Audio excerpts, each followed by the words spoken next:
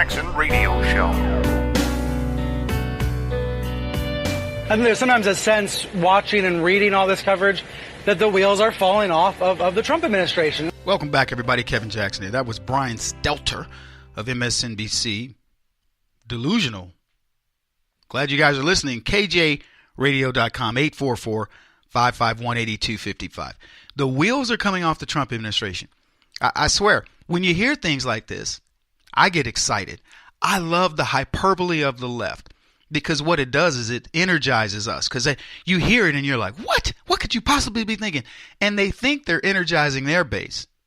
They're telling people, this is horrible. Look at what's going on. And people are going, I don't get it. I don't quite understand it. But they do, because they still have this leftist brain. Some of them still go, well, I guess they are coming. The wheels are coming off. But here's what's happening. It's resetting.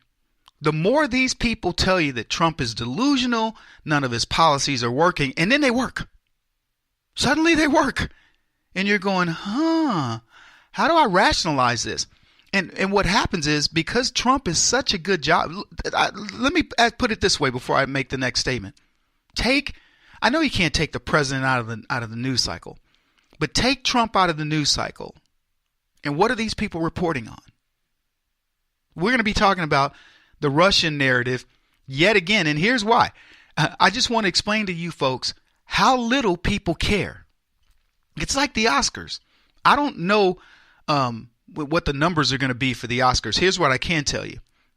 When I went on Twitter the other night, they tried to force me to watch the Oscars live. This was on Sunday night. And I clicked off the little thing because I knew what they were doing. They wanted to beef up the numbers. Oh, yeah, we had this many people watching on Twitter. If you were on Twitter, which is a social media platform for I'm telling this to a lot of the older people listening to the program, it automatically pulled up that live feed. So it was trying to force me to watch the Oscars, and I clicked the button and went, nope, you're not fooling me. I'm not watching you.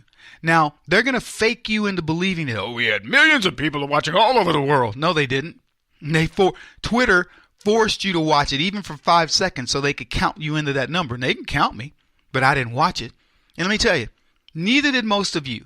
You woke up on Monday morning going, what? Who won Best Picture? Something about water? What? You probably don't know. And unless you're going to go on Jeopardy, you don't care. That's how little we care about them. But let me tell you what is being cared about. People getting money back in their paychecks. People going back to work. And all this pontification by the left of Donald Trump, blah, blah, that. Believe me, people are getting sick of it. And I'm going to talk about this in just a bit, but I want to finish playing the rest of this clip. And I think that causes some people to tune in because they want to know exactly how bad things are. But then it might cause other people just to tune out, not want to hear it, not want to try to make sense of it all. Is that something you've seen in the past, Jeff, or is this unique? I think there is always a tendency on the part of a president's loyalists to look at negative coverage and say they're picking on him. But the difference is, first of all, you have a big counter-press. If you think back to Watergate and wonder what would have been like had there been a Fox News, a Breitbart, a Hannity pounding away at the press for being biased and liberal and leftist, you wonder whether or not it would have developed quite the same way. No, nothing to wonder about. Welcome back, everybody. Kevin Jackson here, KJRadio.com. Nothing to wonder about. If Donald Trump had done something wrong, the press that currently supports him would not support him. It's really that simple. The people would not support him. It's funny. They want to make it. If this type of press had been around during Watergate, Nixon probably would have gotten away with it. Gotten away with what? What is Donald Trump getting away with? The Russia investigation is done. Mueller right now, they're saying he's asking for Trump's emails between the staffers. That's going to be his next move. Now, Trump will probably give it to him, but what's going to happen eventually is Donald Trump's going to say, look, enough is enough. You've got everything you need, and you should be shutting down. If the Democrats are smart, they'd shut this thing down. I'm telling you right now, as a strategist, if the Democrats were smart, they would say, we got a few indictments, we're done, it's over, and that would be the end of it. And then they'd let the chips fall where they may, or they would at least try to back away from it and just say, okay, look, we're done. We didn't find anything on Trump. But they're not smart. They're stupid. And they're going to push this thing. They've already pushed it to the point where we know where the guilt is. Nunez talked about it. In fact, let's play that clip. So you don't agree with the president, was not happy that he appointed Mr. Horowitz. You have confidence in Michael Horowitz as the Inspector General. Well, look, I welcome anybody to come help investigate, because so far it's only the House Intelligence Committee Republicans who are actually doing anything to get to the bottom of who was colluding with Russia. And the more we peel this back, we have clear evidence of collusion, but it's not between the Trump campaign, it's between the Democratic Party and the Hillary campaign and the Russians. All right, everybody. And of course, we know that. We know that to be a fact.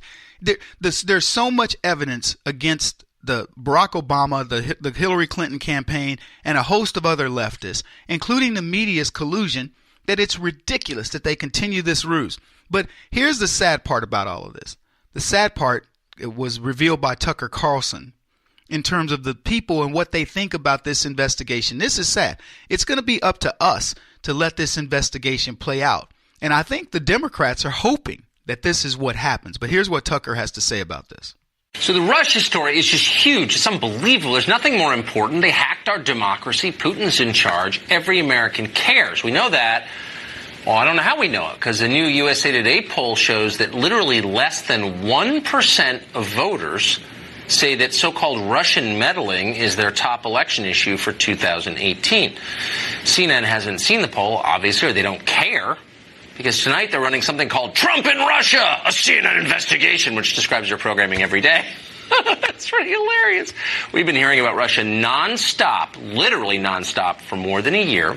Almost no information has come out to justify the obsession. None has come out to justify the claim that there was collusion. And most Americans are no longer interested, if they ever were. Welcome back, everybody. Kevin Jackson here. That's sad. That's sad. 1% of Americans are interested in the Russian collusion story. And you want to know why? Because the Democrats and the media have figured out how to milk this thing to where there's nothing. There's no tie to Donald Trump. And what that 1% is telling you, I want you to think about how much media has gone into this, how much heat they've put on this story. And with everything, I'm talking day in, day out barrage by lamestream media, MSNBC, CNN, etc. The day in, day out, they got 1% of the people who go, this is going to be an important issue coming up in the next election. Nobody cares. Think about that.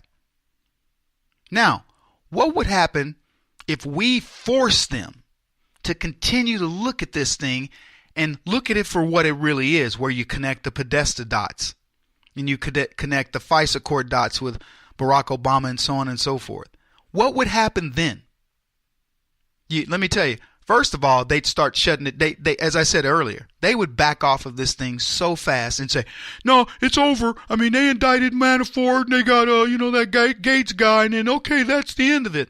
This has gone so bad. I mean, where we can't even trust the Justice Department, the FBI. This is where we are. I told you guys, if you look at government and you're supposed to have faith in these systems, you're supposed to have faith in the federal government, in the judiciary, and faith in these different systems like the education system, and faith in all of these different things that government is supposed to do to represent you, and you, O ye of little faith. And rightfully so, because you now understand that the government is not in your corner. The government does try to pick winners and losers. The government does. We do have a caste system in America where there are certain people who are above the law. Now, what I'm saying is this. In order to get Hillary Clinton, Barack Obama, and these guys, you can't let this be at 1%. You can't. All the media, the trickery that you think is supposed to keep Russia in the news is really an attempt to drown it out in noise. That's what they want to do. They want to get it to where you hear it over and over and over, and eventually, when we pick it up, when it's time to turn the tide, people are going to go, oh man, they're still talking about that Russia thing? Yeah, but this time we know how Russia got the uranium and the deal that was cut with the Podesta boys. We know that all of this stuff was ginned up by the Barack Obama administration, and what they wanted to just become so dragged out that we go, people just have fatigue, and you're there. You're there. 1%. So if you understand the game of politics, I mean, look, my part of it is the drip for the Republicans has been good because it'll lead into the 2018 elections and it'll be nothing. And I still believe that. I believe the Democrats, somewhere along the line, they've said, you know what, we're going to have to concede that this isn't going to work. Our ruse has failed. But the bigger picture, if they were to turn the tide on us, this is worth, the strategy is worth it, because if they ever get an indictment against anybody on the Democrat side, game over. And that's what they're most afraid of. We'll be back on more of this. Kevin Jackson on the Black Sphere Radio Network. Do you owe back taxes to the IRS or state? The secret to avoiding the IRS nightmare is to seek professional representation. My friends at Security Tax Associates provide the most cost-effective and ethical representation in the industry while helping to avoid seizures, levies, and wage garnishments. Security Tax Associates is here to ensure that the appropriate steps are taken to permanently eliminate any possibility of future tax burdens once and for all. For a free, no-obligation consultation, contact Security Tax Associates, 844-779-4177. That's 844-779-4177. 844-779-4177. Or visit them at securitytaxassociates.com.